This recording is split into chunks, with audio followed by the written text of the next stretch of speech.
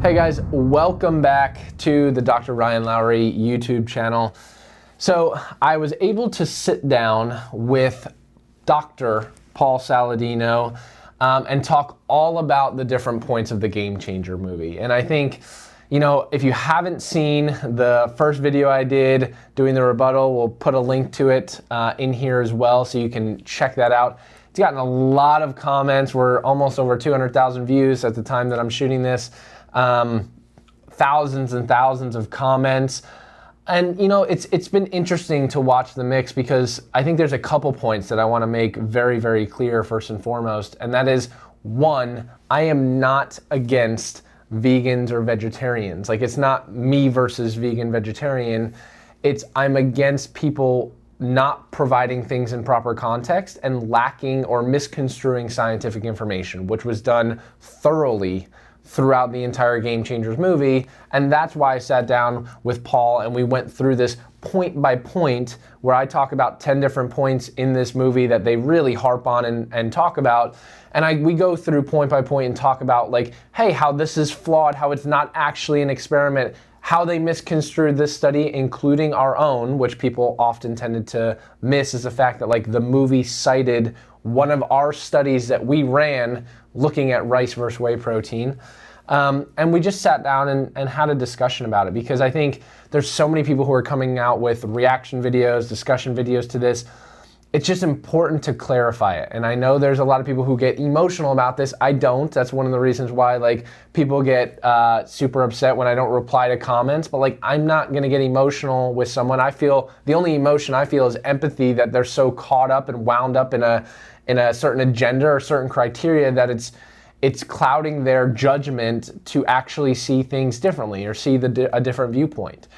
And that is what I feel. I feel empathy rather than hate or anger towards people who there are some people who said, hey, I wish good luck with your heart disease and cancer, and you're an idiot, call me every name under the sun. And, like, that stuff doesn't faze me because I feel more empathy to those people that they're so filled with hate more than anything. And so I wanted to sit down and talk with the guy who's on the other extreme end of the spectrum, Dr. Paul Saladino. And he asked to interview me all about the 10 different points. So we went point by point through the article that I have, which we'll also link, but really getting his insight as well, because he's really dove into this topic, speaking that he is purely carnivore, nose to tail, does the right approach for carnivore that I think, versus just eating. He's not one who's going to advocate for just eating Wendy's or McDonald's burgers without the bun every single meal. He's actually educating and doing things the right way. So it's an honor for me to be interviewed by him and sit down and talk with him about these points. So here's a follow-up to my original video on the Game Changers with Dr. Paul Saladino. I hope you guys enjoy. Ryan Lowery, my brother, thanks for coming on the podcast. Thanks, man. It's an honor to be on, man. You've got my favorite shirt on. That's right. Eat meat, save the planet. Eat meat, save the planet. I didn't get the blue one. I got the black one, but I like that one too. That's rad. I love walking around in San Diego. I live in North County, San Diego, and there's a lot of plant-based perspectives here, which I respect. And, you know, I'll go to the grocery store and people just have their brains just explode when they see my shirt. They can't understand how you could possibly eat meat and save the planet at the same time. We're not going to talk about that today, but if anyone is curious about that, they should just look up regenerative agriculture, the work of Alan Savory, and White Oak Pastures, and they will understand how you can eat meat and save the planet.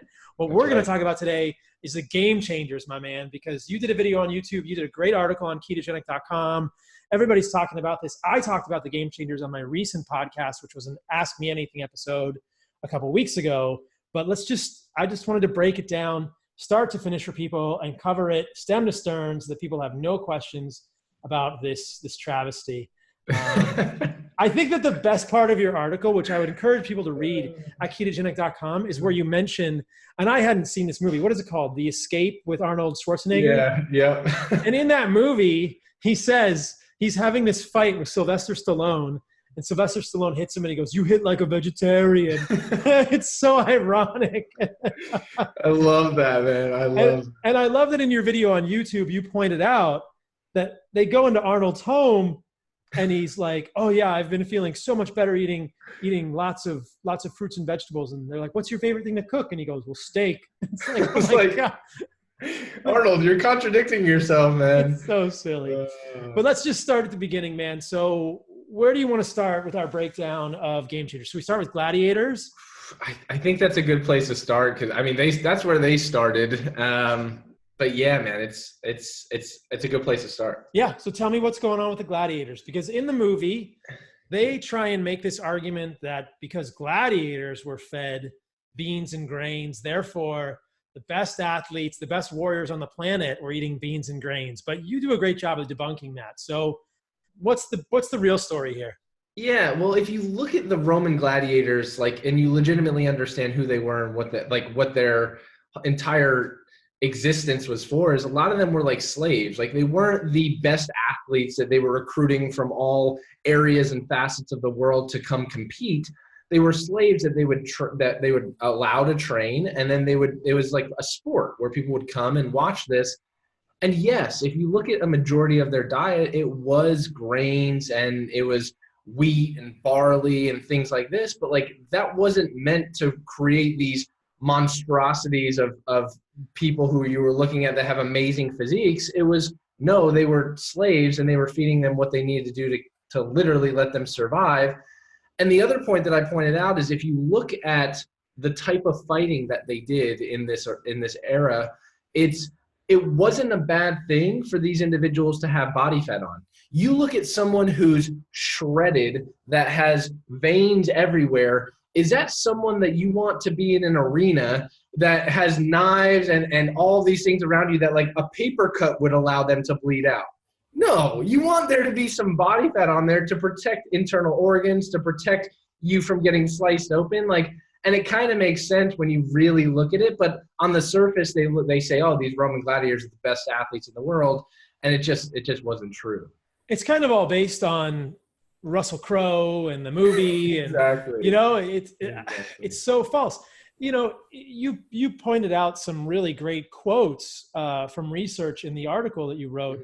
Dr. Grossschmidt, a paleoanthropologist, the vegetarian diet had nothing to do with poverty or animal rights. Gladiators, it seems, were fat. Consuming a lot of simple carbohydrates such as barley and legumes was designed for survival in the arena.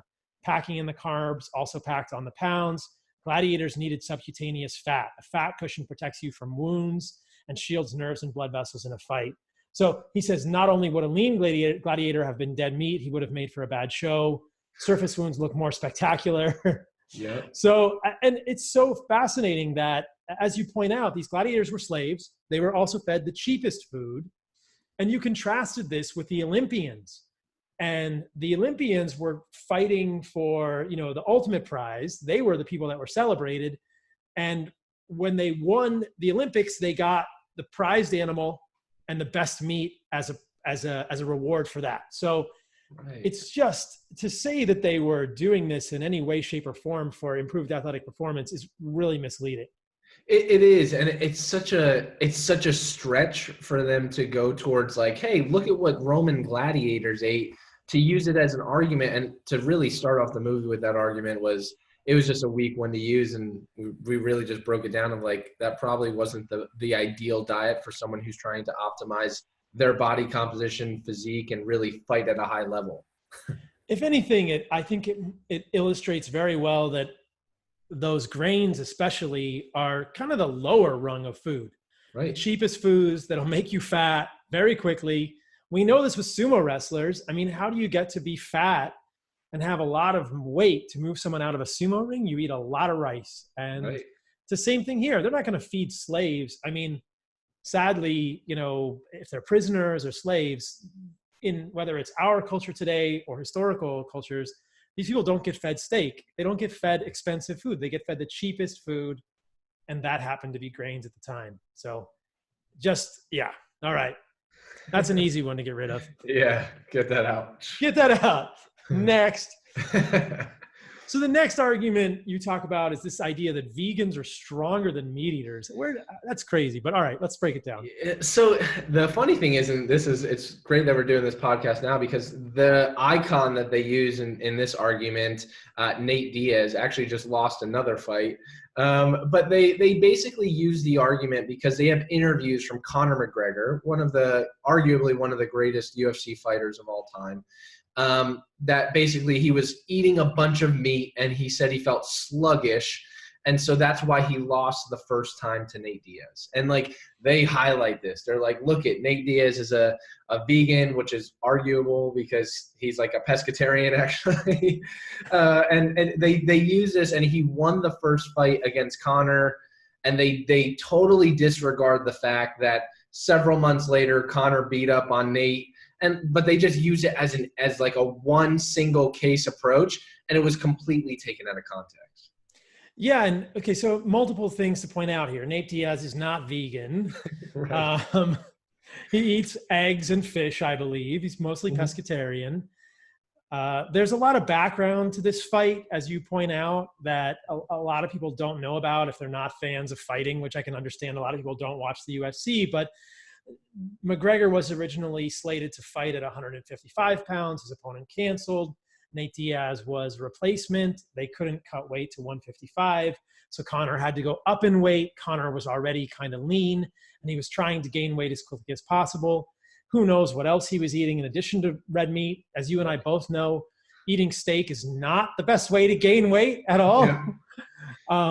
Conor McGregor has traditionally struggled with his cardiovascular fitness. I'm sorry, Conor, if you're listening to this. But you have, my man, and I'm ready to get you on a carnivore diet. Hit me up. But, Conor's cardio has just never been his asset. And so the heavier he is, the more his cardiovascular system is going to be taxed. And then, as you note, in the second fight between Conor McGregor and Nate Diaz, Conor won, and it wasn't that Conor went vegan or, that Nate started eating meat. Everything was, the dietary stuff, we don't know all the details, but there was no major change. And Conor won the second fight. I think it was a split decision or a majority decision for a 5-round fight. I think it was 3 rounds to 2 or something like that. And again, that was also at the heavier weight. It was just not such a short lead up or such a tenuous preparation for either fighter. As you also have pointed out, there are tons and tons of fighters in the UFC that eat lots of meat. Yep. There's video of TJ Dillashaw. There's lots of other fighters that eat meat, that are omnivorous, that are not vegan. To say that the strongest fighters in the world or that the best fighters in the UFC are vegan is false. And this is untrue. In the movie, they also point to a boxer, right, who's now plant-based? Yes. Yeah. But I don't even know if he's still fighting. I don't know if he's still fighting. I think that the majority of his good performances were before he went plant-based. So he was omnivore, he was eating meat, he was like undefeated. And then I think since he started being vegan, he lost like 2 out of 4 fights or something. So that is another illustration. Again, the Nate Diaz, Conor McGregor thing is just like, that's just kind of false. Yeah, it's silly. And you look like Nate Diaz literally just lost to Jorge. And it's funny because if you like we're going to make a nice meme out of this later on, but Jorge's sitting there afterwards and they're doing a press conference and he's like eating pizza or something. And they're like, you've kind of just been free with your diet. You kind of eat whatever you want. He's like, yeah, I don't do that vegan stuff. But like after he just knocked out basically and cut open Nate's eye. But it's funny. He makes a reference to it because people are pointing that out. They're trying to use Nate as this like, hey, look at him. They're saying he's vegan, but he's not. He's more pescatarian than anything. And he ended up losing arguably the biggest fight of his career. Pretty badly too. I mean, yeah. Another interesting thing happened before this recent fight with Jorge Masvidal. For those who are not UFC fans, we won't dwell on this too much, but Nate actually was found to have contaminated specimens, urine and blood, for a SARM, for a selective androgen modulator, which is a performance-enhancing drug that is going to essentially, in the body, physiologically mimic exogenous testosterone. So a lot of athletes, performance-enhancing drugs are a whole separate podcast, but a lot of athletes are now using performance enhancing drugs, and they may not be using steroids or testosterone. They might be using SARMs or peptides, but Nate's samples were positive for a little bit of a SARM, a little bit of a selective androgen receptor modulator. And what they found, kind of comically, was that the vegan, quote unquote, multivitamin he was taking was contaminated with a SARM. And the implications of this, I don't think, are lost on either of us. A vegan supplement. So I think that what's interesting here is that it's probably no accident that a multivitamin, if anyone is familiar with the supplement industry, they generally know that these are not as controlled as they should be. Right. They're not all tested. My suspicion, without sounding like a conspiracy theorist, is that a lot of these vegan supplements are probably purposefully contaminated with androgenic substances to prevent muscle loss for people who are eating a vegan diet. And if you're going to continue taking a vegan multivitamin with a little bit of a SARM in it, if you feel like, wow, I feel better when I take this multivitamin, I gain muscle mass more, I retain more muscle mass, you may not even know that it's tainted with this, but I would be very curious how many of these vegan multivitamins or vegan supplements are tainted with impurities, who knows why, that may be, performance enhancing or may sort of subconsciously spur their sales. What do you think of this? I mean, it's pretty wild. I mean, it's certainly, it is wild. And it's interesting because SARMs, like there are people that are talking about vegan vitamins and such. SARMs are probably the complete opposite of what most vegans would want inside of a vitamin anyway. Like, it's super synthetic. It's not something that naturally occurs in your body. But to your point, it literally mimics testosterone. We work with tons of athletes, and a lot of athletes will utilize substances that are not actually like testosterone, but they're using some of these receptor modulators to try and get those benefits with flying past the system. And this is a clear indication of this. And it's funny because I didn't even go back at people, but I got a lot of heat because when I mentioned TJ Dillashaw and like some of these people, they're like, oh, well, look at everyone that you've mentioned has tested positive. And I was like, did you just see that your boy Nate just tested positive for this? Like, it's comical to some degree of like, hey, he was probably doing it to save muscle. And what Nate is known for is his endurance performance. There are SARMs that strategically can help you improve endurance performance. So you don't know what he was taking it for, if he actually knew about it. But yeah, I'm sure there was some recollection by someone on his team that was in there.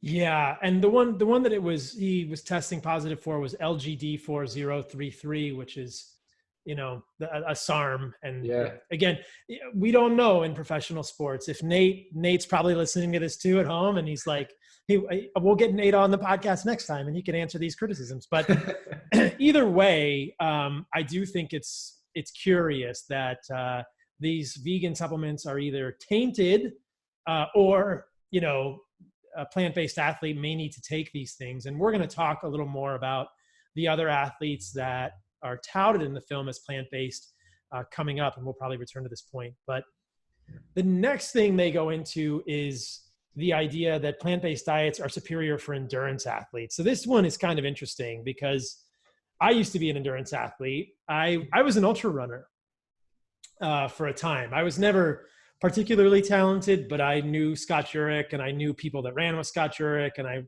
I knew a lot of people in the ultra running community. And I was actually vegan for a little while when I was doing ultra running. And in some ways that may have benefited me because I got to be so skinny. I really weighed like 140 pounds, 142 pounds. Right now I'm 170.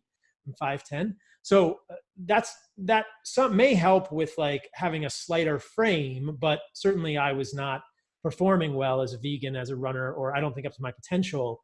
And on almost every run, I would have to have, unpleasant, I would have to go poop. And it was a bad news when I was a vegan ultra runner. But as you pointed out, I mean, they try and hold up Scott Jurek as a vegan for the Appalachian Trail record, but it's since been broken multiple times by people who are omnivores, right? Right. Like they're bringing up a record from like 2016, and then two omnivores. One, Joe McConaty in 2017 broke it. And then more recently, Carol Sabe in 2018 broke it, and like broke it by a pretty large margin when you're talking about ultra endurance. And like their diets, like they interviewed them and they're like, oh, we eat yogurt, bacon, eggs. Like those are staples in their diet. I was like, it's a weak argument. It's a weak argument. You know what's interesting is yesterday I interviewed Tim Shieff for my podcast, and Tim was a world record holding, or I don't know what terminology is correct here. He was a world champion free runner.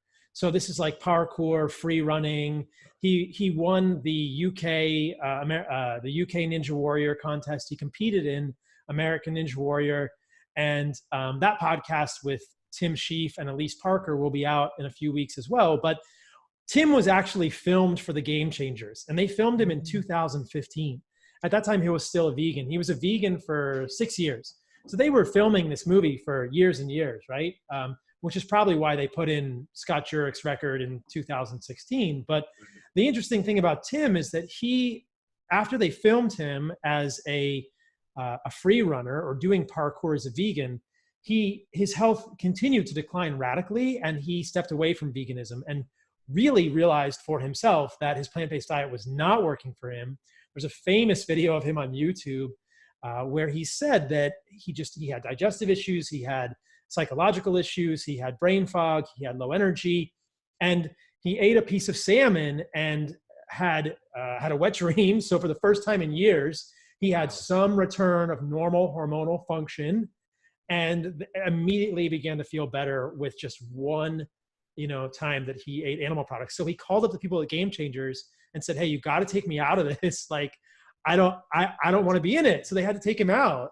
That's crazy. Isn't that crazy? Yeah, it is. Even though, as we'll talk about later on, they tried to make the argument that for men you get better erections being vegan. But I know, right? We can come back to that, right? Crazy. We'll come back to that because Tim's story was completely different. So yeah, he had return of sexual function, probably just normal hormonal cycling for a man. Most men are going to have morning erections as part of their testosterone cycling, and so he had return of that just by eating salmon. And it kind of was almost viral the way that he was like, "Yeah, I ate salmon," and it was just like, that's crazy, huge revelation. Like, whoa, you mentioned a really good point, and something that I think like it's interesting because I didn't know that story, but it makes sense why people who are vegan or eating very little meat can do pretty well endurance based for a while, but eventually that's going to turn off. And the reason is there's when we look at physiology, there's competing adaptations, right? We've done research in our lab looking at different types of endurance activity.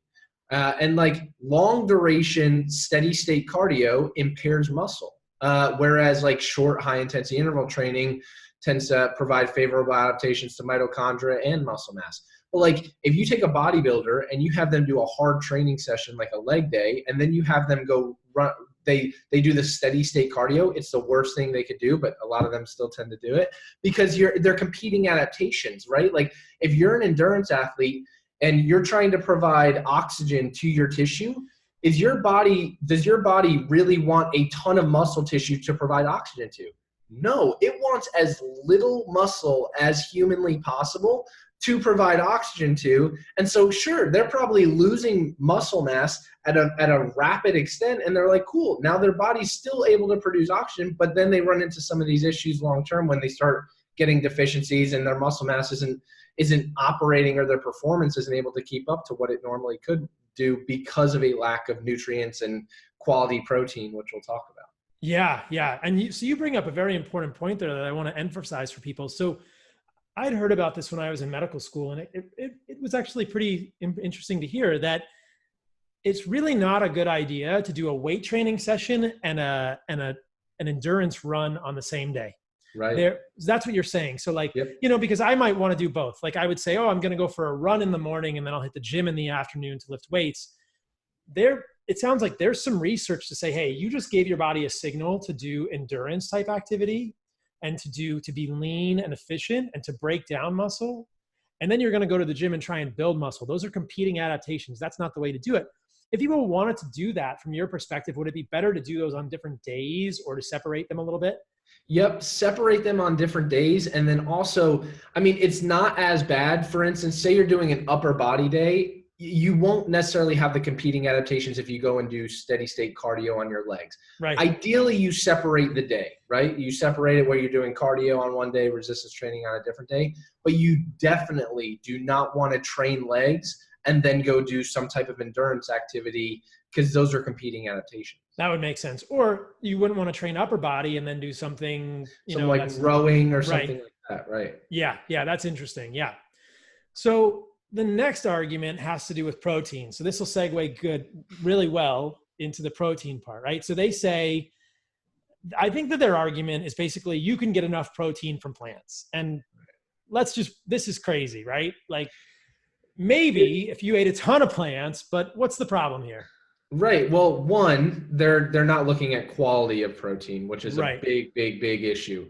I'm still getting people who are on YouTube telling me, oh, you can get just as much leucine in 100 grams of beans. They're using the 100 grams of beans and the 100 grams of steak argument, which is just absolute nonsense, because if you look at how much you need for 100 grams of beans versus how little 100 grams of steak is, it's not an apples to apples comparison, Are they saying 100 grams of dry beans? That's what they're saying. 100 grams of dry beans, and that's what it is. That's a colossal amount of beans. Like, I would challenge. I don't want any listeners to do this, but 100 grams of dry beans would probably end up being like a pound of beans when you cooked it. Like exactly. A pound of beans. And then they're saying 100 grams of steak, right? Which we know is like 3.5 ounces of steak. Right. So you can take, and 3.5 ounces of steak is real easy to eat, right? Right. But try eating a pound of beans and see what happens. And look at the metabolic disaster that comes along with that, right? Like super high in carbohydrates, like lectins, digestive enzyme inhibitors. It's insane. So like, it's not an apples to apples comparison. They probably read it on some website of like, oh, look at, you can get just as much, but there's lack of context. And that's really the overarching theme of this entire thing, is there's no context that was provided, likely for a reason. But the one thing they say is that vegans typically get 70% more protein than is needed. That's what they claim. The question is, needed based on what? And I made the assumption, I said, you know what, maybe they're basing it on the RDA. And if you look at what the RDA is, it is basic survival. It is like, this is what you need in order to continue to walk around and survive on a daily basis. It's not meant for optimal human performance. It's not meant for anti-aging and longevity. It's not meant to prevent sarcopenia or age-related muscle loss. Like, it's not meant to do those things. It's literally meant to keep you alive. So if that's what they're basing it on, then it's a terrible argument, because one, they're not accounting for quality, and two, they're not accounting for the fact that the RDA is predicated on literally just keeping people alive. The other thing that they ignore here is, well, there's a number of problems with this. I don't even know how they're saying 70% more than they need. If it's based on the RDA, you've illustrated that well. I did a podcast with Rich Roll on the minimalists where I countered him on this point. There's also something called the Diaz, so the digestible indispensable amino acid score, which gives you a sense of how much of any amount of protein you can actually utilize. And if you look at those scores, animal protein is more than twice as utilizable, in the body than plant protein. So this gets into the bioavailability of protein, like the net nitrogen utilization of animal protein versus plant protein. So they may say, even going back to the 100 grams of beans, they may say in 100 grams of beans, you can get the same amount of leucine as 100 grams of steak. And we talked about why that's pretty absurd based on actual food logistics and getting that amount of food in. But I would further criticize that argument based on the fact that you're not even going to be able to get the leucine out of the beans because of the digestible indispensable amino acid scoring. It's less than half as bioavailable for humans. So we can't even get that out. All protein is not created equal, Rich Roll. It's not created equal. It's just not.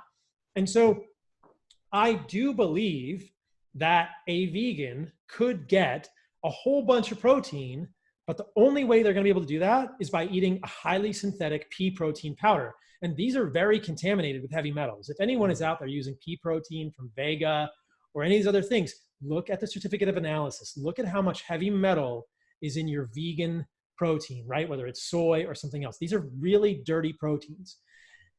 With regard to that, the amount of water it takes to produce the similar amount of leucine that's bioavailable for the body is astronomically larger than a plant-based protein. So that goes back to the environmental argument. And also, as you suggested, you're getting all these digestive enzyme inhibitors with pea protein or whatever. But there probably are vegan bodybuilders out there who are literally eating scoops and scoops of pea protein every day to get enough leucine to trigger mTOR, to trigger anabolic growth. And you can do it with a highly synthetic supplement. You really could not do it with peas or carrots or actual plant foods. And we talked about why a pea protein supplement is not the best way to do it, but you can achieve it. It's just a horrible idea. Exactly. And 99% of the people that will watch that documentary are not going to even attempt that. Like, that's the best approach for someone who's trying to do that. But like 99% of people aren't even going to try and get, like, even look at the leucine amount. They don't even understand what leucine is. They don't even understand the fact that, like, Dr. Gabriel Wilson, my business partner, Jacob Wilson's brother, is like the expert when it comes to amino acid and muscle anabolism and signaling.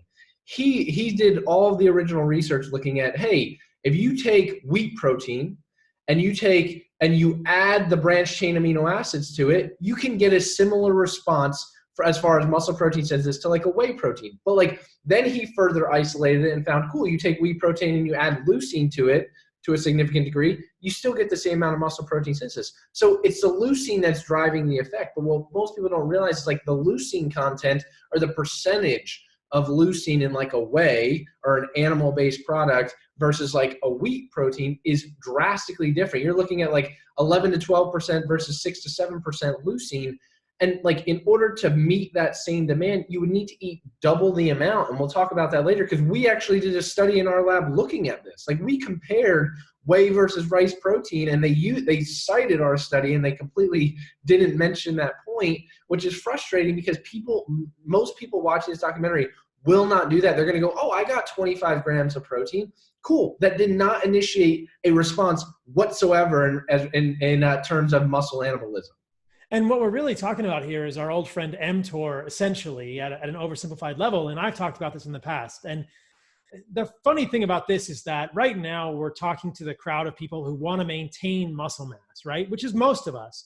And as I've talked about before, it's very important to get some mTOR signaling sometimes. We need this. Yes. The funny thing is that I did a podcast over the weekend that I released with David Sinclair. There's a whole other camp of people who are kind of mTOR phobic and really don't want to over trigger mTOR. And so they get worried when we say animal protein has leucine, it's going to trigger mTOR. And they say, see, you shouldn't eat all these animal foods. As I talked about with David Sinclair, insulin is a much greater trigger for mTOR than leucine itself. Exactly. But this is a separate conversation. If we're actually just talking about muscle building products, amino acids, building muscle, like it's pretty clear that this is going to be really hard without highly synthetic supplements like pea protein. And should we talk about Patrick Baboumian? Yeah, mention it. So, I mean, there's a strong man they mention in the movie. And again, they make very misleading claims about him. They say he's a world record holder. He doesn't hold world records in anything that's strength related or any strongman competitions. He holds a world record in like the amount of time he held a weight in front of him with like a clasped arm. Right. And I think it was from the Guinness Book of World Records. So it wasn't even in competition. He wasn't competing against anyone. And who cares about the amount of time you can like hold your groceries in front of you? This is not functional at all. And it was years ago, right? Yeah. But they show him, he's a big guy. He actually looks he doesn't look very lean to me. He's a big guy. If you look at videos online of what he eats, he's eating pea protein all day long. He's just eating pea protein to get enough protein to support that kind of a muscle mass. And again, I mean, we don't know what these guys are taking on the side, how much LGD 4033 or other supplements, but I just want to make sure people know. And You know, there was another strong man on Joe Rogan. I'm blanking on his name off the top of my head. Did you see that episode? No. There was an American strongman on Joe Rogan recently who actually is competing in the competition, and they talked about Patrick Baboumian. And basically, he's not even competitive at a national or international level in terms of strongmen. So I think they say he's like one of the strongest men in the world, and it's according to who? It's total hyperbole. But you know, if you look in the popular press, you will find examples of vegan bodybuilders, and like we're saying, yeah, you can get a lot of protein from pea protein with all the other stuff. And what else are these guys taking? Right. And there's multiple studies. I mentioned these in the articles, like where you do direct comparison looking at a vegetarian-based diet versus a meat-based diet, or animal-based supplementation versus vegan-based supplementation. And every single time, unless, which we'll talk about later, you're supplementing at a high dose to get over that threshold, you see a difference, right? This study was done in 1999 by Campbell, and they found that people who ate meat gained muscle over 12 weeks with resistance training. Imagine going through a program where you're resistance training for 12 weeks and you're eating and you're like, cool, I'm doing a great resistance training program. And the people who were not eating meat lost muscle. That sucks. Like, imagine going through 12 weeks and being like, yep, I just finished a study, I lost muscle. That's not fun for anyone. And there's studies like this, like studies after studies looking at this and seeing differences. The name of this one, just for people if they want to look it up, is what? Do you know the name of that study off the top of your head? It's the effects of an omnivorous compared to a lacto-vegetarian diet and resistance training induced changes in body composition and muscle mass in men. In older men, yeah. December 1999, American Journal of Clinical Nutrition. And they actually, interestingly, compared it with a lacto-ovo-vegetarian diet. So they gave it a better shot. Right. These people in the vegetarian group were eating some eggs and some milk, and they still didn't really gain enough muscle mass. They didn't gain any. They lost muscle mass over the 12 weeks. All right, let's talk about the cloudy blood. I love this. Oh, boy. Let's talk about the cloudy blood. So they do this experiment. Well, I say experiment very loosely. It's not. They admit in the movie it's not a scientific experiment, but yeah. Yeah, it's more, and this is what I said, and this was actually one of my compliments, and it's a compliment more so to people who are doing movies and directors. It's like, when you provide shock value, that's what causes people to change. This, when a normal person, if I were to show this, hopefully not my mom and dad, but like if I were to show this to the average Joe or like someone's parents and be like, look at this blood is cloudy, this blood is clear, they're going to be like, oh, I want it, whatever that guy did, I want clear blood because, you know, I want to make sure I'm operating right and I'm healthy. All my pipes are clean. Yeah, it's a shock value thing. And so basically what they did was they had these football players and they lined them. There's 3 of them. So very rigorous study. Was not randomized, was not double blind. And they basically had them consume different things. They had one eat a meat burrito and one of them have like a vegetarian burrito. And they looked inside of their blood and they basically showed on camera, hey, look at this. This was after you had the vegetarian or vegan-based burrito. This is after you had the meat, and it was all cloudy. And it was just a poor representation because there's so many confounding factors that go into that. And at the end of the day, the question is, what does that even mean? And what context does that even have? And how that apply to someone? And people just didn't interpret it the right way. Well, and you break it down really well in this article. This has to do with postprandial hypertriglyceridemia. Yep. And the key here is that a vegan burrito is low fat, right? So both of these burritos have carbohydrates because they're going to have a tortilla and they're going to have some beans. So both of the burritos have carbohydrates. But if you look at the macronutrient breakdown of the meat-based burrito, it had more protein and they used cheese in it. So it was fattier. And we don't know exactly how much cheese, but it was a few ounces of cheese in the burrito. So 20 to 30 to 40 grams of fat, right? In the meat burrito with some animal protein. And then a vegan burrito, which probably may not have had much fat at all. I mean, it was basically a bean burrito. They did not include avocado in that one. It was just beans. And then they took the blood from these people after 2 hours. So they're looking at what's called postprandial hypertriglyceridemia. They didn't actually measure triglycerides. They were just looking visually at the serum, which is what you get when you spin the blood down. And as you're suggesting, when the guys ate the burrito with meat and cheese, it was cloudy. There were more triglycerides in the blood.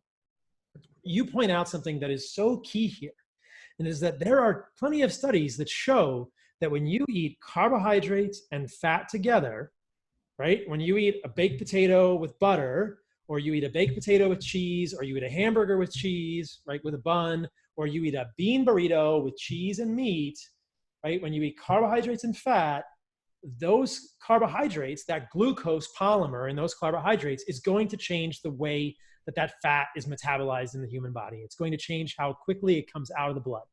And you have a great quote here from one of these articles you cite. Glucose decreased fat mobilization both by inhibiting lipolysis and stimulating reesterification, thus causing a significant increase in triglyceride fatty acid substrate cycling within the adipose tissue. And what this means is that when we feed someone a meal with carbohydrates and fat, it's going to slow the clearance of fat out of the bloodstream. That's what we're seeing, right? But if they had just fed these guys a meal with protein and fat, they would not have seen this delayed clearance of triglycerides from the blood. So basically, this is postprandial hypertriglyceridemia, and it's primarily mediated by carbohydrates, right? In addition, and because there are other studies in which they've given people only protein and fat, and we do not see this. A very interesting thing to point out here is that my friend Nathan Owens, and I talked about this on the AMA episode, replicated this experiment. And he went to, they had their meals, it's he and his friend Nick, their meals they're both carnivores. So their meals consisted of lamb chops with a bunch of fat on the lamb and a small amount of dairy in one. So maybe a small amount of sugar in the dairy, not much. But they said the first meal, they probably had at least 100 grams of fat. So 100 grams of fat from the lamb and a small amount of dairy.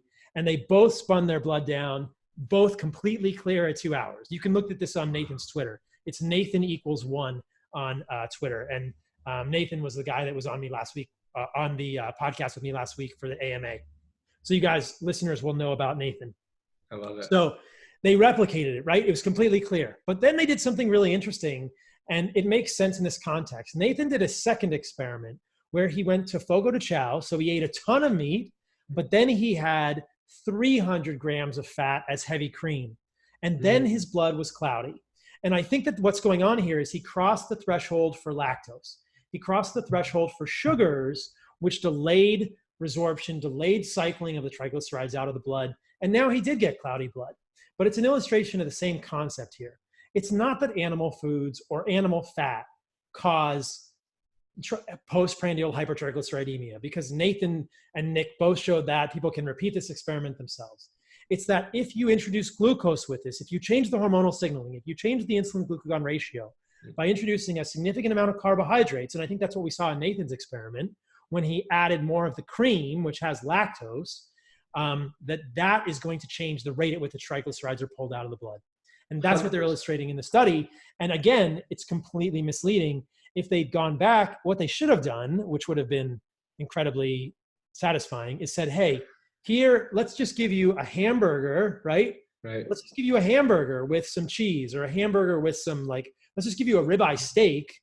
You know, if you give someone a ribeye steak, their blood is not going to have this cloudiness afterwards. So the argument is completely false, right? It's not animal food or fat that does this. No. It's the combination of fat and the fat and the glucose that's going to delay the triglycerides coming out of the blood. Then it looks cloudy. Exactly. You know, a better experiment, and this is one that we have to do, it would have been amazing to give a burger, like a regular grass-fed burger, versus the Impossible Burger with a bun, and say, hey, let's look at inflammatory markers and postprandial triglycerides and see which one's better. Yeah. That would have been the ultimate experiment, but I think they have an understanding at least of what that would have done. But like you pointed out, these are studies going back to 1996. This is really one of the first studies that got me interested in keto in general. Is Wolf and them, they literally infused fat and saw no increases in fatty acids in the blood. like you mentioned, it's the increase of the insulin from the carbohydrates that's causing the impairment in fat mobilization and the increase in triglycerides and fatty acids in the blood. And it was an awful experiment, and something I hate to even call it an experiment. It was an awful representation of what actually happens if they're trying. Yeah, if you eat a burrito that has a ton of fat and a ton of carbohydrates, that is exactly what your blood will look like. They are absolutely right. Like that's the only thing you can infer from that standpoint. Yeah. But if you eat a steak, that is not what your blood will look like. But if you eat a steak and you put sugar on your steak, that is what your blood will look like. And so it's like, it's that other, but I think that they're trying to say that it's animal foods, and it's not.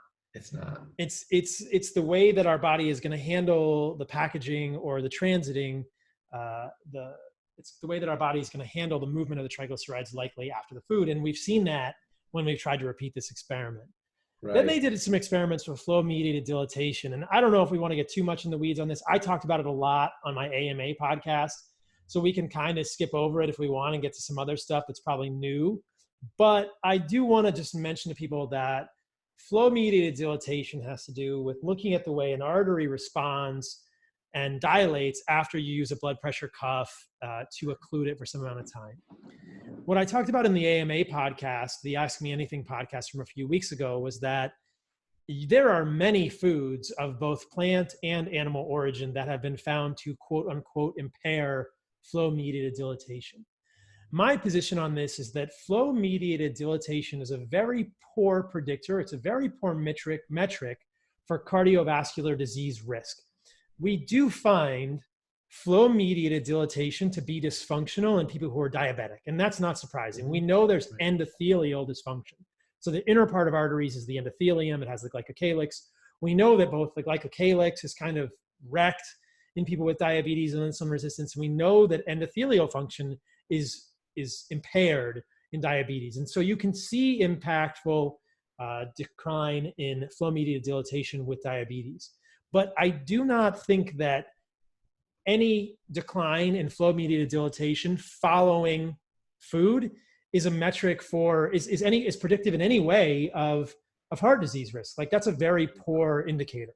So they're kind of mixing this. It's not a good experimental model. You agree?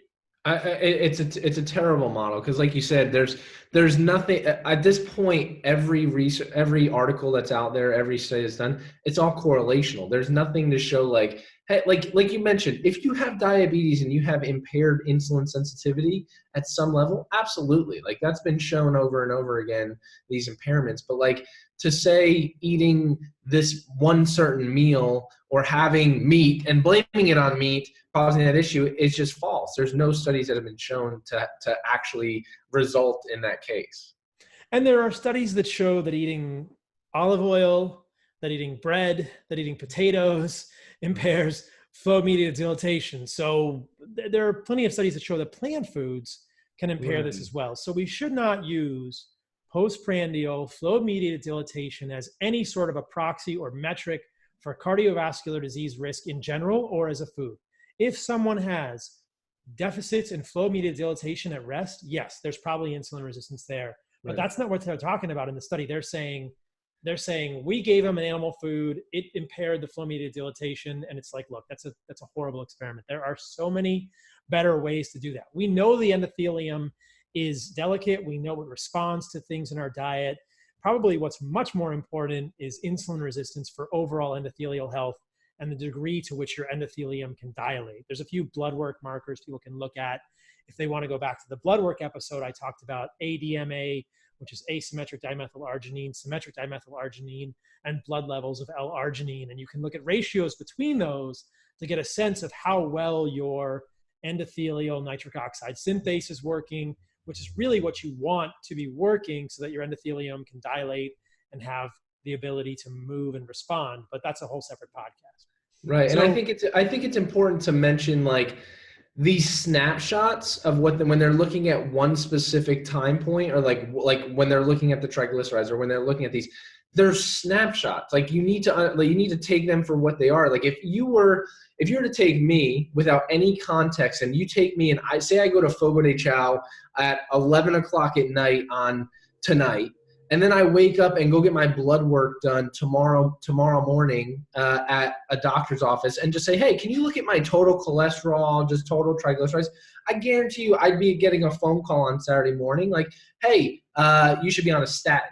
But like, it's a snapshot and they lack context. It's the same argument with everything that's being presented here is they're lacking context, and it's a snapshot without taking into account other factors that are at play.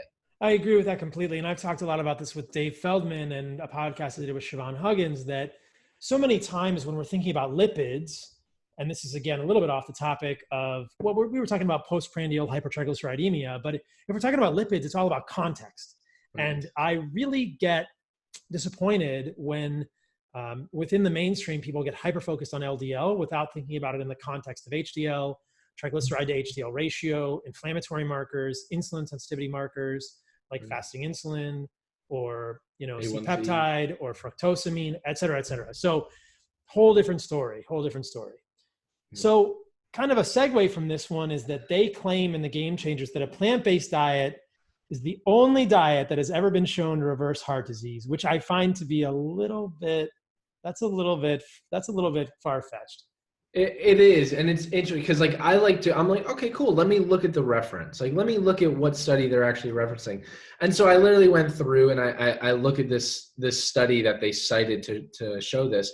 And inside of the study, they took 28 patients and they assigned them to a low-fat vegetarian diet. And if that were the only thing they would do, I would go, cool. It's a good correlational study. Great, that's interesting. But no, they also had them. They made them to stop smoking. They had them undergo stress management classes. They started doing resistance training and moderate exercise every single day. So the question is, there's so many factors that go into that you can look at that study and make the statement. If you make general improvements in your lifestyle and you don't eat crap, you're not stressed out, you actually move a little bit per day, and you don't smoke, great. Those are all good things. Like, you can't attribute that to the plant-based diet when there are several other factors. Like, we could probably point out a million studies where not smoking decreases your incidence of heart disease. Like, actually moving, doing moderate activity per day improves your health and lowers your risk of cardiovascular disease. Lowering your stress decreases your risk of cardiovascular. So to pinpoint and go, oh, there's 4 other things, but it's a plant-based diet that caused that, it's a misrepresentation of the actual data. Yeah, you can't say what did what. I do think that if someone were to construct a plant-based diet and improve their insulin resistance, I wouldn't be surprised if atherosclerosis reversed, right? I have no problems with a plant-based diet from that perspective. My issues with a plant-based diet are that it's nutrient deficient, that it's probably going to have more inflammatory components, and for a lot of people is going to result in significant damage to the gut and development of autoimmune disease, or the potential for that later on. And if nothing else, it's really going to be nutritionally bereft and create problems long-term.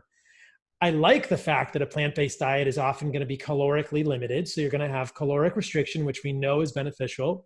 Talked about that in my podcast with David Sinclair last week. And I think this is one of the reasons that plant-based diets work for people is we know that caloric restriction is valuable. When you do caloric restriction, you turn on sirtuins. That turns on other genes that are involved in antioxidant response. It's a beneficial effect.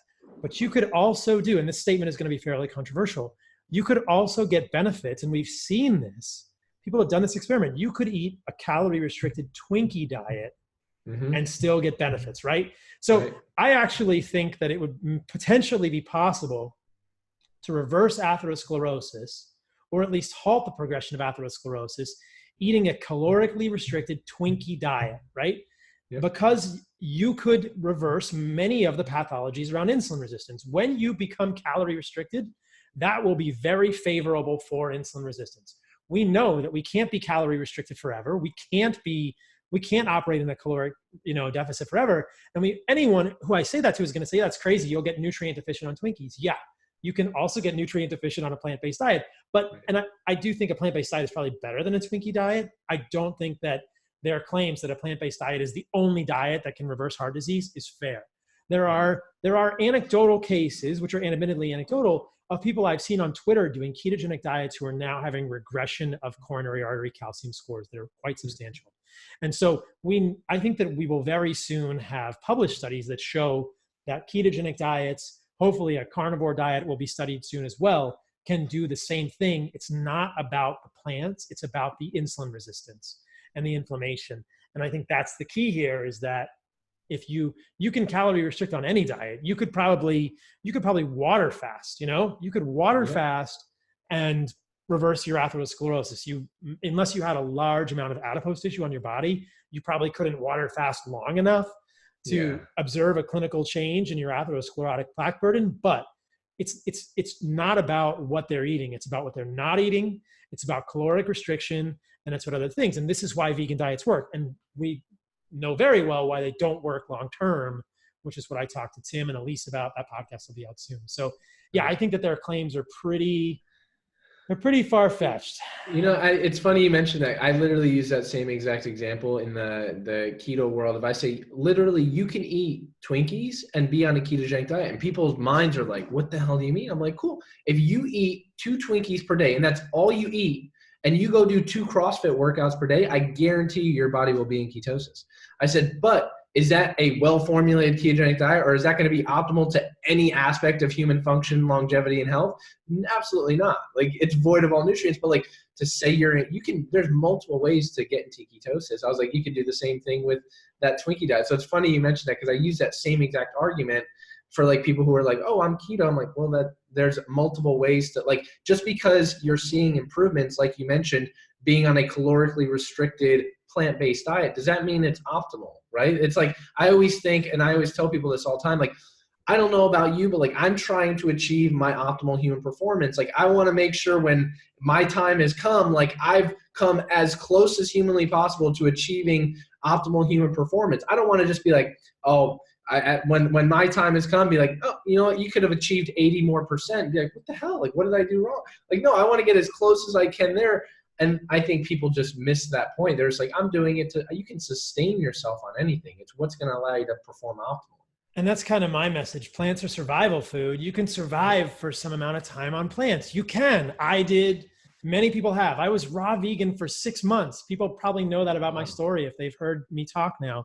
Elise and Tim, who will be on a podcast soon, maybe I'll release it the week after this one, they survived for years on a vegan diet. And the concern is that it's not optimal long-term. We cannot get the nutrients we need from a solely plant-based diet. Perhaps in some people, if they eat a fully plant-based diet and they supplement very intentionally, they may be able to do it. The problem that I have with that is just that it still has the presence of potentially inflammatory or immunogenic molecules in the plants. And some people are going to be more sensitive to those than others. But what they're citing here is actually something that I think it's valuable to say. Like, look, it's probably possible to reverse your coronary artery disease with a vegan diet. Right. You're also going to get sarcopenia. You're going to get nutrient deficient. Your hormones are going to tank. You're going to get osteoporosis. You're going to get depressed. You're going to get GI issues, and your life is going to get really bad. And you know what? There are similar ways to do that by eating food that is much more nutritious than a fully plant-based diet. Absolutely. Right. What they go on to do at this part of the movie or within this discussion is vilify meat for a number of reasons that I think we should talk about this. So yeah. I think they claim that there's actually endotoxin in meat, which I found to be factually incorrect. Right. Like, so tell what is going on here? Like, people are gonna, because he says like, oh, there's these inflammatory things when you eat meat. I'm thinking, yeah, no, and people are telling me, oh, you should, and this is someone you should have on the podcast. I think it would be fascinating. This guy, Dr. Kim Williams, I think is one of the biggest advocates for like vegan and vegetarians. And like, he just starts making like these bold claims and assumptions like, oh, meat has endotoxins inside of it. It clogs your arteries. The minute you start eating animal products, it doesn't matter what type of animal product it is, you immediately start forming plaques. Those plaques are going to build up in your arteries, and it's the reason why you have impaired blood flow and ultimately leading to heart disease. Look at all these studies, and they pull all these things. Look at all these studies that show meat causes heart disease. I'm like, well, 0 of them are causality studies. They are all correlational studies. And I tried to do this on the video, but like trying to explain to people, because people don't know, like, that aren't involved in research, what that means. Like a correlational study of sampling people. And I can take a survey, I can do a study right now, send out a survey to every single person in Tampa and say, what do you consume on a day? Like, ask them question number one, what do you consume? Do you consume, how many times a week do you consume meat? Then the second question is, tell me your history. Do you have diabetes? Do you have cancer? Do you have Alzheimer's? What do you have? And a correlation will go, oh, the people who tended to eat 4 servings of meat per week tended to have higher rates of diabetes. Now the headlines come out, right? Eating meat causes you to get diabetes. Look at all of these things. And people just completely take that out of context. What they miss is that person who's having meat 4 times per week is going and getting the new double Big Mac that they're now offering at McDonald's with a large fry and a large soda, and they have terrible lifestyle habits. Like, it's not the meat. It's lack of context that's causing this, and he just uses that as an example that blows it out of proportion beyond belief. Well, it could be the meat, right? But then the further studies that we've done suggest it's probably not the meat. So when we have an epidemiology study like that, we can say, all right, people that eat more meat tend to have worse health outcomes. Maybe it's the meat, or maybe it's something else they're doing. So what we need to do is test that with an interventional study. And in the interventional studies that have been done with meat, which are what are consistently ignored in movies like this, there's been no increase in inflammatory markers. There's been no increase in or no worsening of glucose tolerance. So there's not a single interventional study with meat that I am aware of, and believe me, I've looked, that shows negative effects from meat. And there are many interventional studies in animal models and humans. Some of the animal model ones are particularly compelling, that show improvements with meat, right? And then there are studies that compare introduction of animal protein and plant protein, and they see that the animal protein is not inflammatory at all compared to plant protein. There are interventional studies like this. I've talked about them previously on podcasts. But so when we look at interventional studies with meat, we do not see this. But epidemiology, like you're suggesting, is only good for generating hypotheses. That's all it is. And then there's a point in the movie at which Dean Ornish says, that meat intake is associated with a 400 to 500% increased risk of cardiovascular disease or cancer or whatever. And he's quoting epidemiology data. This is an association. This is what's called unhealthy user bias. Like you're saying, the people that have eaten meat for the last 70 years are people who are James Dean. They say, screw it. I'm going to drive my Mustang. I'm going to smoke cigarettes. I'm going to eat Big Mac with milkshake. And epidemiology cannot differentiate it. It can generate usable hypotheses and say, hey, maybe the meat is bad for them. You and I would say that's probably unlikely since we've been eating meat as the majority of our diet as humans for 6 million years. It doesn't make a whole lot of sense, but let's test it. And when we test it, oh, what do you know? It doesn't show that it's no problems. The only side effect from eating meat is you feel good and you have proper hormonal function and libido. But just so people know, meat does not contain endotoxin. Endotoxin is lipopolysaccharide. It's a gram-negative cell wall component. Meat does not contain endotoxin. Endotoxin is always in our gut because we always have gram-negative aerobic and anaerobic organisms in our gut. And there are some studies which can show postprandial, after eating, endotoxemia, or LPS in the blood, but it's not due to the meat, right? And there are many ways that LPS can come into our body. That's a subject for a different podcast. And probably most endotoxemia, most increased levels of LPS in the blood have to do with damage to the gut and leaky gut and the passage of these cell wall components of gram-negative bacteria in the wrong way. Now, I'm talking about bacteria. I'm not talking about meat. There's no endotoxin in meat. And the other thing that they talk about in the movie is heme iron. If people are curious about this, I believe I talked about it in my debate with Lane Norton eons ago. The only studies that have shown that heme iron is connected with increased rate of colonic adenoma, which is precancerous growth, are done in calcium-deficient mouse models. They're not done in humans. And then when they feed the mice diets that have adequate amounts of calcium, the risk of development of precancerous colon lesions in mice goes away. So it's only a calcium-deficient mouse model in which you can show that heme iron has any ability to increase the rate of cancerous lesions. And it probably has to do with the formation of N-nitroso compounds. But that's not a very good proxy for a healthy human, a calcium-deficient mouse model, especially when they give the mice adequate calcium and the risk goes away. So heme iron, and anytime anybody says heme iron, I don't know, I just roll up my sleeves and I'm just like, here, I'm going to serve you a truth sandwich right now, my friend. Right. Because that's just silly. Like that, we do not need to worry about that. And I talked about Nu5GC at length in the AMA podcast. So I don't think we need to go into that one here. Nu5GC is a glycoprotein sialic acid. And if people are curious about Nu5GC and have heard Stephen Gundry or others talk about it, they talk about it in this movie. Meat has Nu5GC, it's inflammatory. Listen to the Ask Me Anything episode. There's timestamps on that episode. The quick takeaway is that when studied in humans, Nu5GC does not appear to be a problem, because they've done studies in kidney transplant recipients who got lots of Nu5GC and lots of Nu5GC antibodies in rabbit serum. So they have rabbit IgG polyclonal antibodies, including Nu5GC.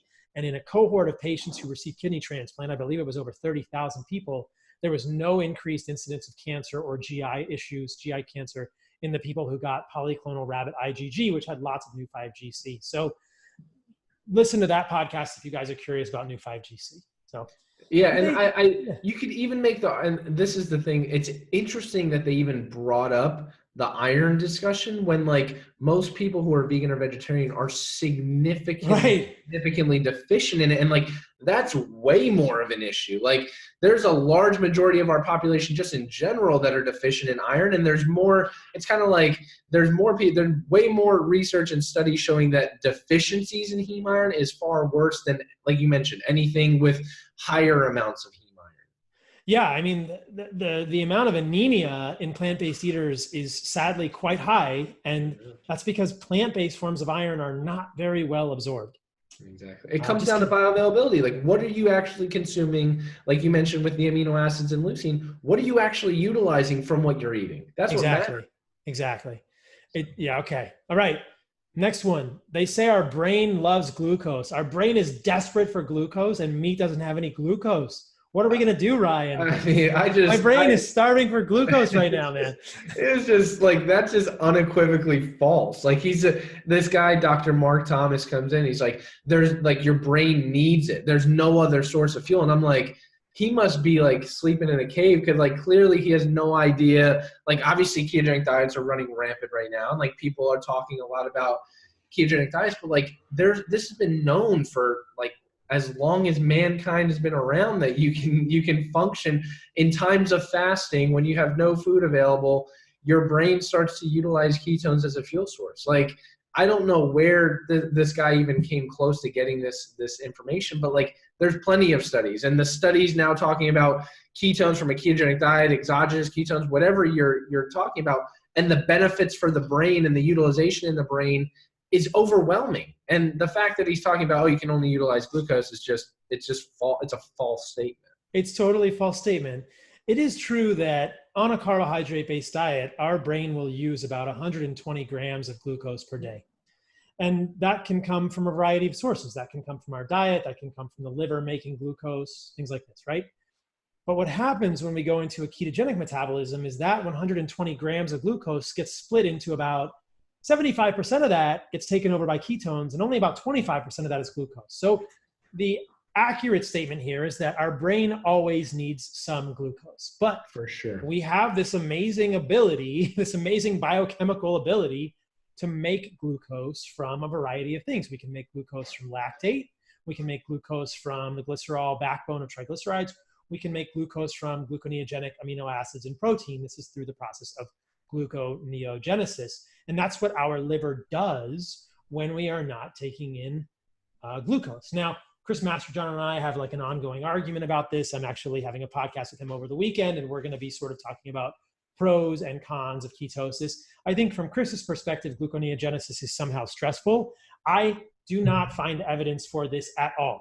If you look at what happens, and many of the studies looking at gluconeogenesis will suggest that in the acute phase, ketosis increases stress hormones, cortisol. Maybe you even see a bump in terms of pH. You might even see a slight decline in the blood pH in the acute phase of the transition to ketosis. But what is very seldom talked about is that within 7 days to 3 weeks, all of these changes normalize. And blood pH normalizes, bicarbonate levels normalize, levels of cortisol in the body normalize. And so when people say ketosis is stressful, gluconeogenesis is stressful, it's not clear to me that that is the case. And what we see is normalization of hormones across the board, whether it's thyroid hormones, sex hormones, cortisol, mineralocorticoids, glucocorticoids, et cetera.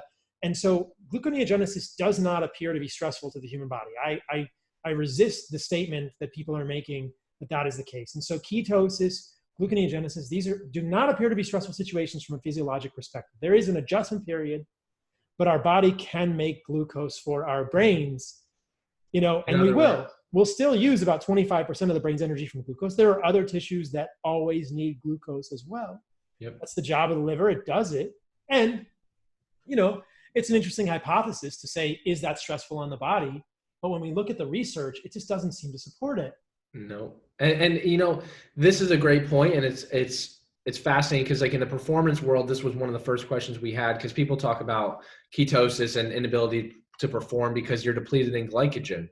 And you look at the classic study by Volek, where he took elite endurance athletes, like people who were adapted to a ketogenic diet for like 20 plus months. And he looked at them and he basically had them do a long duration exercise bout and compared them to a group that was consuming a high amount of carbohydrates. Both groups depleted muscle glycogen to the same degree at the end of the bout. Yeah, and then afterwards, they gave one group, the carbohydrate group, they gave them a shake with a ton of carbohydrates. And the other group, they gave them a shake with a ton of fat. They looked at muscle glycogen at an hour, 2 hours later, both groups replenished to the same degree. And they looked at glycerol, they looked at lactic acid and things like that. And they saw that, sure, there was a lot of conversion over. Your body is good at taking the glycerol backbone and using that for creating glycogen. But also we did a study in animals, and I don't even know if I told you about this yet. So this is an interesting study when it comes to gluconeogenesis. Is we did a study in animals and we looked at amino acid profile. We looked at all these amino acids in mice who were undergoing a ketogenic diet. And the big thing that people always go, and I got a lot of comments about this, is, oh, you're gonna waste away muscle, gluconeogenesis, you have to convert these over. It's a very stressful process to the body.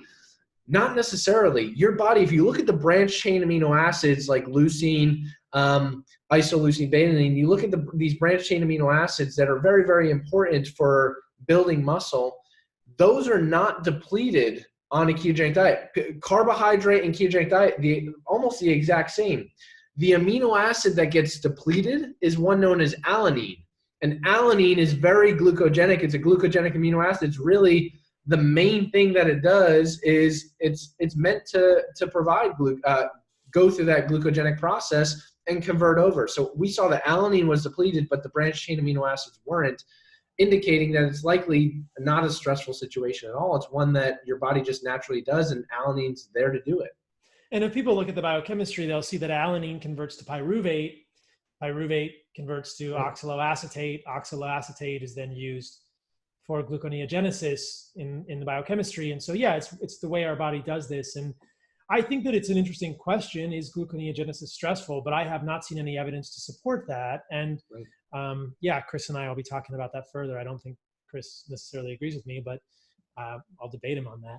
So, but regardless, we can certainly use ketones for the brain, and we do not need glucose for the brain. And any statement that would say that glucose is the preferred fuel of the brain doesn't make a whole lot of sense to me, because if you look at memory tasks, if you look at neuroprotection, there are many studies now bringing up fascinating ideas around the neuroprotective ability or the neuroprotective quality of ketones for the brain. And memory studies suggest that brain performance might be even better with ketones. Personally, at an anecdotal level, I like the way my brain feels on ketones way more than glucose. I like when this car runs on ketones. Again, it may take me some time to readjust to glucose if I introduce the carbohydrates, but I feel a difference there. And many people report that with ketogenic diet, at least anecdotally. And you bring a really good point. Is I just gave a lecture actually in Chile about this concept of neurodegenerative diseases. And like in those instances, like there's no debate about it. Like ketones are the necessary and preferred fuel source. Like we're calling type 3 diabetes like insulin resistance of the brain, Alzheimer's, Parkinson's, traumatic brain injury. your brain has an inability to utilize that fuel source. What do you do in that case? Do you just go, oh, well, I'm going to die because this doctor said there's only one fuel that can be utilized for the brain, and it's glucose? And when you have insulin resistance of the brain, what happens then? Do you just succumb to it? No, what happens, and this is where all the research is going, what happens when you provide a different fuel source? What happens when you start putting them on a ketogenic diet, supplementing with ketogenic, like MCTs, or supplementing with exogenous ketones to provide that? We're doing some studies right now in traumatic brain injury individuals because, like you mentioned, the neuroprotective effects of ketones is profound. But there's a bunch of studies going on right now looking at just neurodegenerative conditions overall and seeing these benefits when glucose isn't able to be utilized, no matter how much you give, because there's insulin resistance of the brain. Ketones are that preferred fuel source that can be utilized and still taken up by the brain. Or even genetic deficits or genetic defects or polymorphisms. There's some evidence. I'm not fully up on the Parkinson's research now, but I know that ketones have been studied and ketogenic diets have been studied in Parkinson's, and there's a hypothesis, at least the last time I looked, that part of the problem in Parkinson's disease may be inadequate utilization or inability to use glucose as well, and that ketones can be sort of an alternative fuel. And I think there's lots of data from people in the space that these movement disorders, these neurodegenerative movement disorders, respond quite well to ketones as a fuel.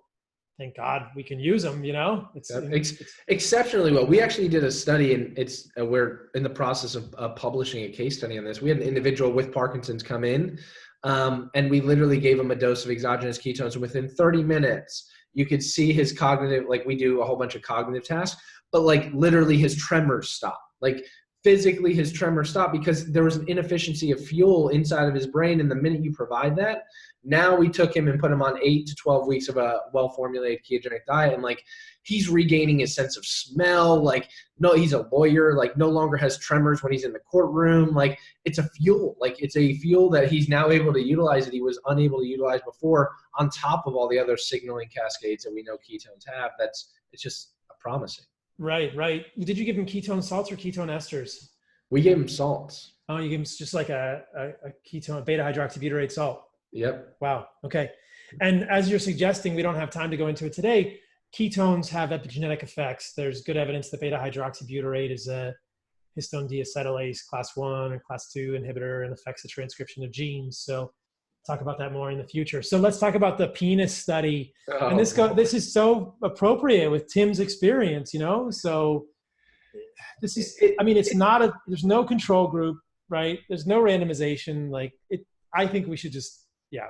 There's just nothing to it. And it's people, I use this when people are like, oh, you're missing the point of the game changers. They were just trying to show that people can perform at a high level. And I said, that's an inaccurate statement, because if all they wanted to do was to show that people can perform at a high level, then they would have kept it at that. Why do an experiment, again, for shock value, where you put this device on these guys and you're looking overnight at the amount of erections, the firmness, how long those erections lasted, and what they're missing the point. And I explained to them, I was like, we've done hundreds of studies, and it doesn't matter what you do, you have to have a familiarization period. Like, you have to have a period, like if you're actually going to do a legitimate study. I don't know about anyone that's listening to this, but being a guy, if all of a sudden tonight someone's like, hey, I'm going to put this thing down there and you're going to just try and fall asleep, my sleep probably wouldn't be great. Like, I'd be like, what's going on? Like, what the heck is this thing measuring? But the second time I did it, it would probably be a little bit better than the first. And like you mentioned, there was no randomization. So what they did was they fed them meat, or a meat-based meal, and then they looked at firmness on the first night, and then they fed them a plant-based meal and looked at firmness on the second night. And it's like, well, is it the meal, or is it the fact that they're just more comfortable with the device on their junk in the middle of the night, and they're like, okay, cool, so they're back to normal? Like, terrible. And, you know, they could have made it better. They could have then fed them a meat-based meal on the third night, exactly, and then another plant-based meal, or they could have done crossovers. Some people eat the plant-based meal on the first night. Some people eat the other meal. I don't think the study was very large. So it's a poorly designed study. Tim Shieff's experience would argue very differently than they would suggest. So, all right. So what is it with muscle and carbohydrates, man? Why do people think that you have to have carbohydrates to gain muscle? I mean, this is, I'm baffled that this is still even a discussion, because this is what we set out to study in literally 2010 when we first started studying ketogenic diets. And everyone's so obsessed with this insulin response. Like in classic textbooks, if you're going back to like when we were in elementary school or high school, you're always taught like, hey, you need insulin in order to stimulate muscle growth. Without it, and they're confirmed, like people recommendations like, oh, you need 400 grams of carbohydrates per day. I remember that, like, right. I was one of those people who every 2 hours I was having oatmeal and whey protein, because that's what I thought I needed to grow. Like I did that all throughout high school and college. But the fact of the matter is you don't. Your body is very good, like we mentioned before, at making the amount of carbohydrates that you need. You can stimulate muscle growth in other ways. We've done studies looking at, there's plenty of studies now with ketogenic diets showing you can gain muscle, the same amount of muscle as people who are not on a ketogenic diet. We took people, we resistance trained them for 10 weeks. We had them adapt for 2 weeks and then do 8 weeks of hard resistance training, and found that they were able to gain just as much muscle as a group that was eating carbohydrates. And the thing that we did in this study that most studies do not do is we match for protein intake. Because people are always arguing, oh, well, a ketogenic diet was able to gain just as much muscle because they ate more protein. We said, screw that. We're going to match for protein. And we did, and we saw the same thing. They were able to gain just as much muscle, but they lost significantly more fat. And we paired that. In the ketogenic group. In the ketogenic group, yeah. In the ketogenic group, they lost more fat. We paired that with an animal study that we did with collaborators at Auburn University. And we basically looked at molecular markers. And we found that, like, if you look at ketones, like, versus a no ketone versus a group that had higher ketone levels, ketones actually stimulated or triggered muscle protein synthesis. So kind of like leucine is a trigger for muscle protein synthesis, ketones are actually anabolic as well. They seem to trigger muscle protein synthesis when they're present in a high degree, which is likely part of what's driving this anabolic response of how you're able to gain muscle, even though you have a quote unquote lack of carbohydrates. It's such an interesting question. You know, I've got a lot of friends who are big in the bodybuilding community, the Bell brothers. And I always wonder, you know, I'm a moderately muscular guy. I'm certainly not, you know, as muscular as Mark Bell or Stan Efferding. I'm going to have Stan on the podcast here soon, so maybe we'll talk about it as well. But it's interesting. It seems like, I mean, I've never had problem maintaining muscle mass on a ketogenic diet. That's not true. And I certainly, in the past, I did not find that I lost muscle when I went from a carbohydrate-based diet or a sort of an organic paleo diet to a ketogenic diet. So it makes sense to me, but I think that their assertion that you need carbohydrates or that carbohydrates gain more this just has not been just totally shown yet. I don't think this is very clear. It's not. And the other thing that they did was they cited our study. So we did a study back in 2011 where we basically took rice protein versus whey protein. We resistance trained people for 8 weeks. We literally compared the two, and we found that they were both able to gain the same amount of muscle. Mm-hmm. Well, and people are like, look, you can gain the same amount of muscle. We gave 48 grams of rice protein and 48 grams of whey protein. The point wasn't to look at, is rice comparable to whey? It was to look at, if you look at super doses, like you're looking at doses that are way beyond 2 grams of leucine. If you're above that threshold, does it make a difference? And what we found was, no, it doesn't seem to make a difference. As long as you're hitting that 2 to 3 grams of leucine, you're likely fine. And you needed 48 grams of rice protein to get there, whereas you really only need about 25 grams of whey protein to get there. So it wasn't like they completely just cited the study and didn't provide that context. Our goal wasn't to say rice is equal as whey. Right. It's to show that when you go above that threshold, there doesn't seem to be any added benefit. Yeah. And so I think that the jury's still out on this, and we need to, I mean, maybe it's not. Maybe it's very clear that people can gain as much muscle as they want. I have a good friend, Tommy Wood, and I think that, he's a pretty big guy, and he was telling me that sometimes it's hard for him, at least on a carnivore diet, to eat enough, to get enough calories. But people always ask this question. They say, can I gain weight on a carnivore diet? And, 90% of people, 85% of people want to lose weight, but 15% of people want to gain weight. And I think that the trick with gaining weight, as far as I can tell, is getting enough protein, getting a surplus of protein, getting enough leucine, which is easy on a carnivore diet, and then getting enough calories. Right. And I think the problem for a lot of people on a carnivore diet is it's hard to get enough calories unless you eat fat. A lot of us are not eating enough fat, but if people wanted to gain weight, if they wanted to gain muscle on a carnivore diet, my thinking is eat a heck of a lot of fat, because as you suggested in the faster study earlier, which you referenced with regard to muscle's glycogen, like muscle glycogen stores appear to be the same. We haven't studied strength athletes, but we studied endurance athletes. And so at least from what we've seen, muscle glycogen stores and repletion appears to be equivalent once you've adapted to a ketogenic diet. So if muscle glycogen is the same, right, and blood glucose is the same, and you're giving yourself a leucine signal with some protein, which you're certainly doing, is it just that people, we have less insulin? I mean, I don't know what the difference would be, because you still have glycogen in your muscle. People say, oh, you don't have any glycogen, therefore you can't perform. Well, yeah, you definitely have glycogen on a ketogenic diet. I have glycogen in my muscles as a carnivore. So I don't think at least from my perspective, it's not fully clear that we need lots of carbohydrates to gain muscle at this point. I think it's just about getting a lot of calories. And for most people, that's easy with carbs. And that's fine with me if we're not trying to leverage ketosis, or if we're not, sensitive to the sources of those carbohydrates. But for some people, those trade-offs are not worth it either. Agreed. So the last one is, man, this one, whenever people talk about the environment, I don't know why I get a little triggered. I'm just like, have you not read the statistics? Like, what is going on here? Tell me about the environment, Ryan. It's so mind blowing to me, because this is like, and this was a big learning lesson for me over the last, I'd say 6 months, because it was the only caveat for me that I didn't know, because you don't know what you don't know.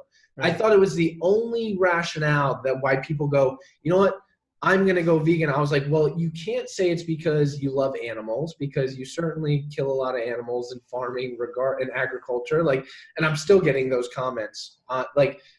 That's a whole nother animal. I'm still getting comments like, would you eat your dog? And I'm like, what? What? They're like, would you eat your dog? I'm like, I'm going to ask you the same question, because that little rabbit that you ran over to make your tofu is just as cute as that little dog. You can't make that argument. It's a crazy argument. So it wasn't that one. It certainly wasn't that vegans is more anabolic for you than eating animal-based protein. So I was like, this is the only route that would make sense if someone was like, you know what, it's better for the environment. And then the more you dig into it, you're like, it's just not true. It's just not an accurate statement. And it's sad, because when you look into this and you do a traditional Google search, you get what they're feeding you.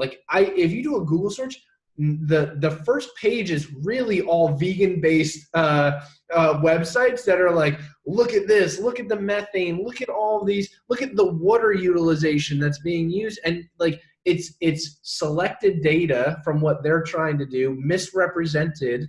And when you look at the big picture, you've done a great job breaking this down before, and looking at cool, let's look at actually the amount of methane, or let's look at exactly the amount of water that it takes to make beef. It's a vastly different picture than they paint. It's so frustrating. It's so frustrating. I mean, if people are interested in this, they can listen to the podcast I did with Peter Ballerstedt, a forage agronomist, an environmental scientist. Basically, and there's a couple of great graphics from Diana Rogers, Sustainable Dish on Instagram.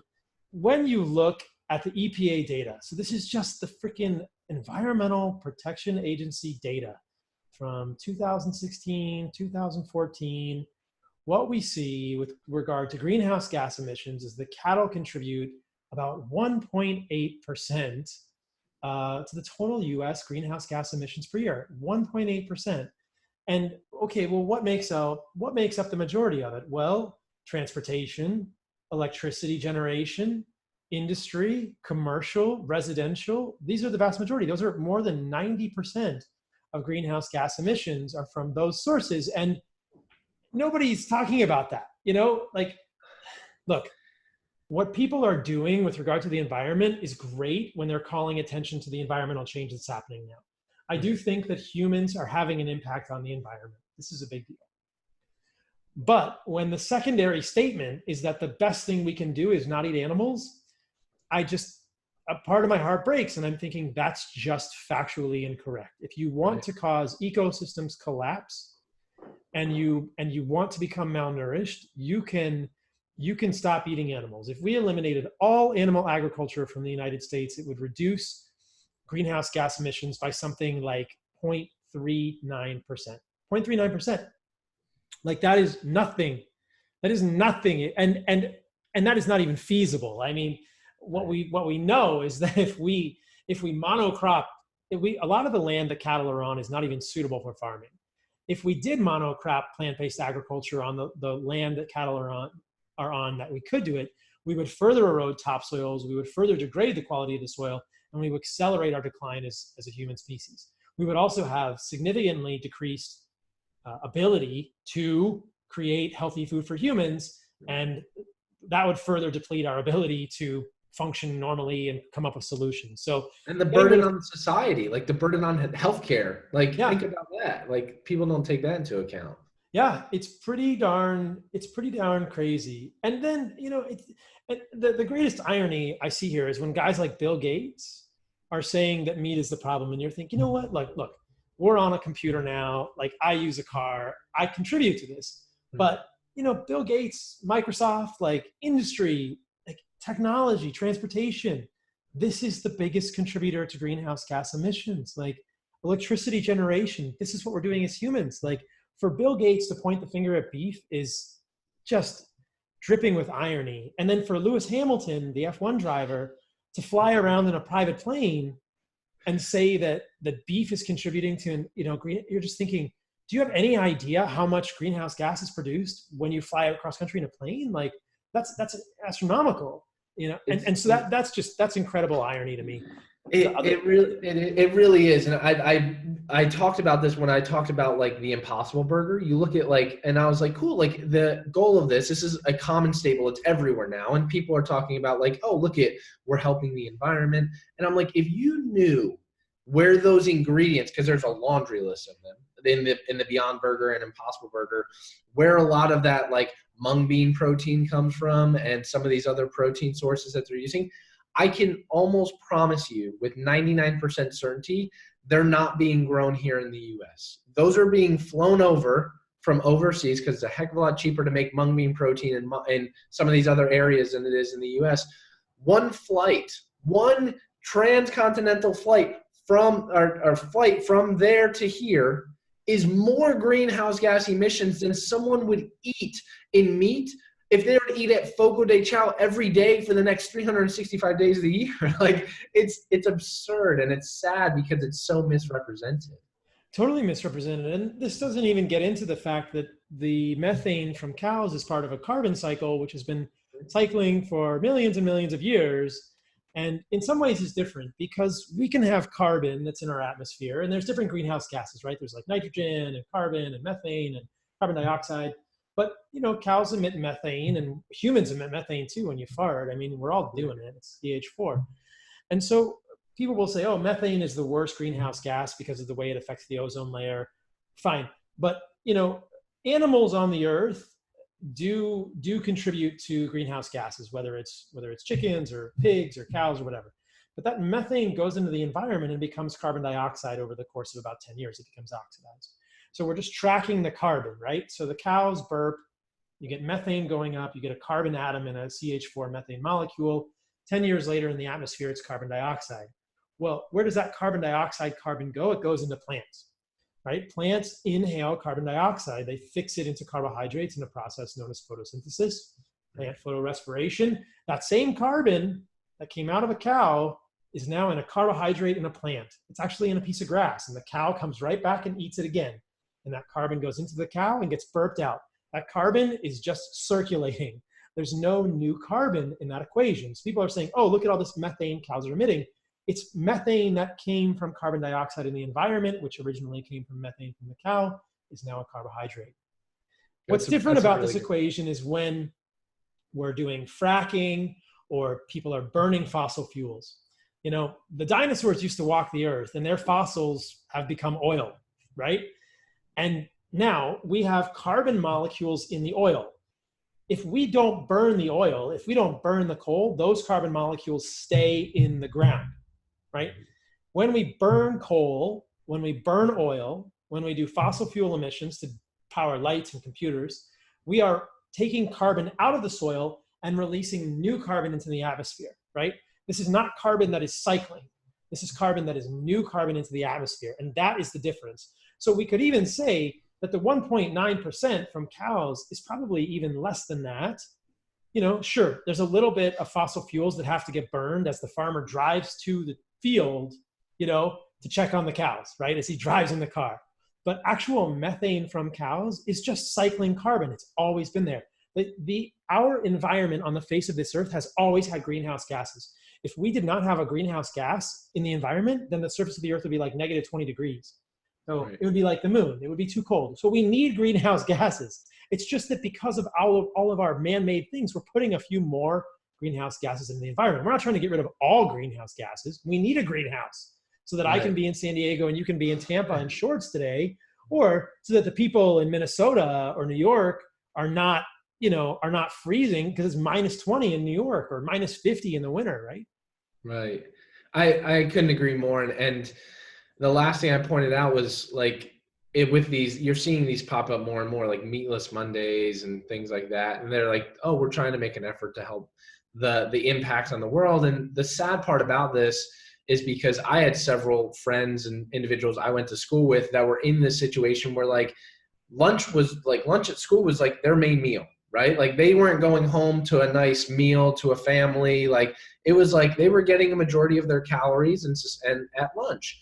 And to take that away from a kid that is going into school in an environment when like that burger or that meat that he's going to be having, he or she's going to be having, is really the majority of the quality of the nutrients they're going to have in the day. And you're taking that away one day a week and thinking that's going to make an impact. No, instead, why don't you do work from home Wednesdays or walk to work Wednesdays? Like that's going to make a bigger impact than a meatless Monday and not have any negative adverse effect. Like why doesn't Microsoft have all their employees work from home? So now you have tens of thousands of employees that are no longer driving on a day and instead working from home.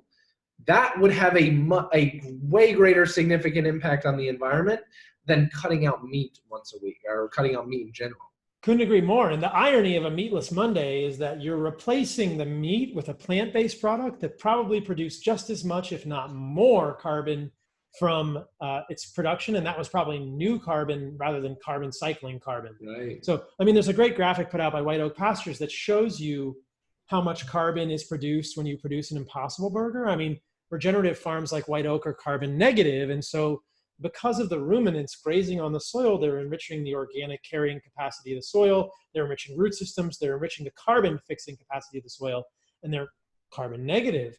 Well, if you look at that, you know, clearly Beyond Burger and Impossible Burger are not carbon negative. Nobody's talking about this, that there is zero reduction in greenhouse gas emissions when you eat plant-based burgers, which is the greatest freaking irony. Like, so when Bill Gates says we need to stop eating meat, and he's investing in Impossible Burger, you're thinking like, where is the truth in this? That doesn't make any sense. And that's probably what gets me just, you know, to face palm the hardest. I'm just like, this is crazy. Well, hopefully they can listen to this and one day they'll realize. I think a lot of it just comes from a lack of understanding. Like people don't know what they don't like.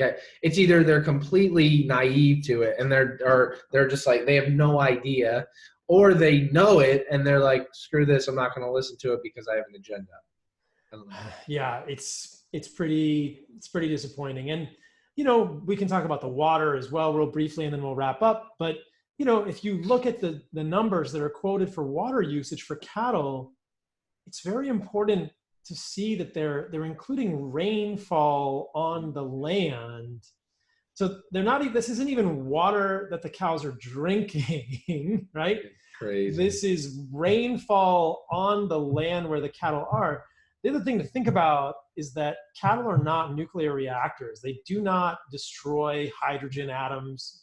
They don't destroy water. they're cycling the water and they're peeing it back out into the land, and they're preventing runoff. And, you know, everything on the land needs to be, you know, fed with some water. But the majority of water that cows are consuming is not rainwater. You know, it's a small amount of water when you exclude all the rainwater that falls onto the land where the cows are, or the rainwater they're using to feed the cows. Is that how you see it?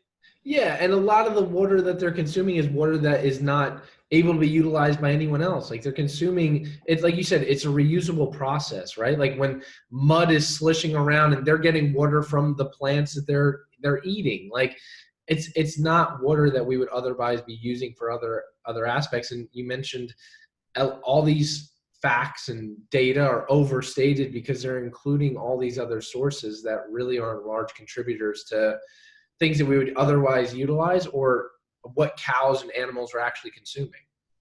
And I think that I wish somebody would do a graphic. Maybe you guys can come up with this and compare the amount of water that a cow actually uses. That's, you know, from like an aquifer source, yep, as opposed to rainwater that the cows are drinking or whatever. And compare that to the amount of water that is used for almonds or used for pea protein or some of these things. I think that would be really illustrative, who knows how to say that word, illustrative to people to see that, especially when you take into account that if we're eating almonds or we're eating pea protein, the actual water coming from aquifers is much greater going into those than it is going to cows, because cows can get rainwater, there's water falling on the land, you know, like those are much thirstier crops than the cows. But plant-based advocates always want to just say, you know, look at how much water the cows are using. It's inaccurate. It's crazy. It's crazy. All right, man. Thanks for coming on. Where can people find your stuff? I mean, we put out that YouTube video on Dr. Ryan Lowery. Ketogenic.com is where we have the article that people are going to that has all those sources kind of that we talked about. And then on Instagram at Ryan P. Lowery, just always answering questions and inspiring people to live their best lives. What is the most radical thing that you have done recently, my friend? Ooh, I've been traveling a lot, but probably, I mean, over the last couple months, the most radical thing I've done is gotten stem cells, which is a whole nother animal. But that was probably that was an interesting experiment to go through, and it's been an intriguing process to watch it, but they've worked great, and I felt better with them. Cool. Wow. We'll talk about it on part 2. Yeah, exactly, man. That's a little teaser for next time. All right. Thanks for coming on, my friend. Thanks, brother. Appreciate you.